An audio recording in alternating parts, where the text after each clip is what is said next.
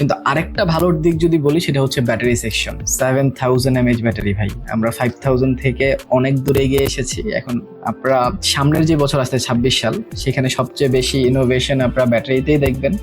Normal এই ধরনের ফোনে 10000 mAh ব্যাটারি দেখা অনেক দেরির বিষয় নয়, খুব কাছে চলে আসছে সেই সময়টা। কারণ 7000 mAh ব্যাটারি দিয়েছে যে স্লিম জায়গাতে, এটা আসলে অভাবনীয়। কারণ অলরেডি রিয়েলমি তাদের 15000 mAh ব্যাটারির ফোন শো করছে, সেইটাও অনেক বেশি যে মোটা সেটা কিন্তু দেখা যাচ্ছে না। সো বোঝাই যাচ্ছে যে ব্যাটারি সেকশনে অনেক বড় একটা বুম আসবে 26 সালে। কিন্তু এইটার ব্যাটারি ব্যাকআপের কি অবস্থা?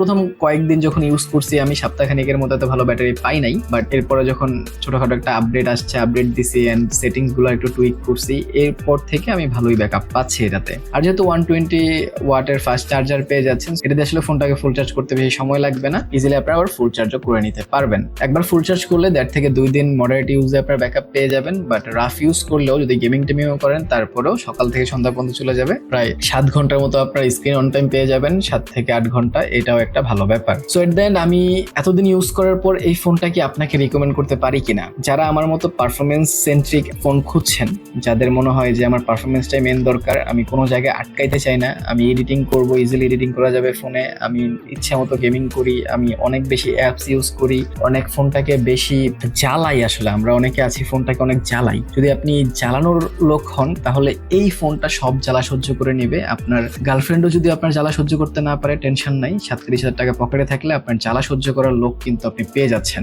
সো আমার দিক থেকে ফুললি রেকমেন্ডেড থাকবে যে বাজেটে এটা আসছে। জাস্ট চাইনিজ যেই সমস্যাগুলো আছে, যেটা বললাম, শুধুমাত্র চাইনিজ অ্যাপস গুলো আপনারা ক্লিন করে দিবেন, সেটিংস থেকে চাইনিজের যে অপশনগুলো আছে সেগুলো অফ করে দিবেন, আর কোনো প্যারা নাই, ইজিলি চালাতে থাকেন। বাট নোটিফিকেশনের কথাটা ভুলেন না, নোটিফিকেশনের সমস্যা এই ফোনটাতে এখনো আছে, একটু ডিলে হয়। সো আই হোপ আপনারা বুঝতে পেরেছেন, ভালো খারাপ সবকিছু আমি বলার চেষ্টা করেছি, এন্ড আমার একদম ইউজার এক্সপিরিয়েন্স আমি আপনাদের সাথে শেয়ার করেছি। তাছাড়া নিও 10টাও আমি ইউজ করতেছি। নিও 10 এর একটা ফুল রিভিউ দেওয়ার ইচ্ছা আছে, কিন্তু পার্সোনাল ফোন হিসেবে এখনো রিভিউ দেওয়া হচ্ছে না, কারণ জানি না, আমি পার্সোনাল ফোনগুলোর আমি রিভিউ দিতে একটু দেরি করি। সেটাও দিব, সমস্যা নাই। বাট যদি আপনার মনে হয় যে ভাই বাজেট এত বেশি না, বাজেট একটু কম, আর লাগবে অফিসিয়াল ফোন, আনঅফিসিয়াল ফোন আমি নিব না, তাহলে টেকনোর স্পার্ক 40 প্রো প্লাস এর একটা ফুল রিভিউ আমি করছি।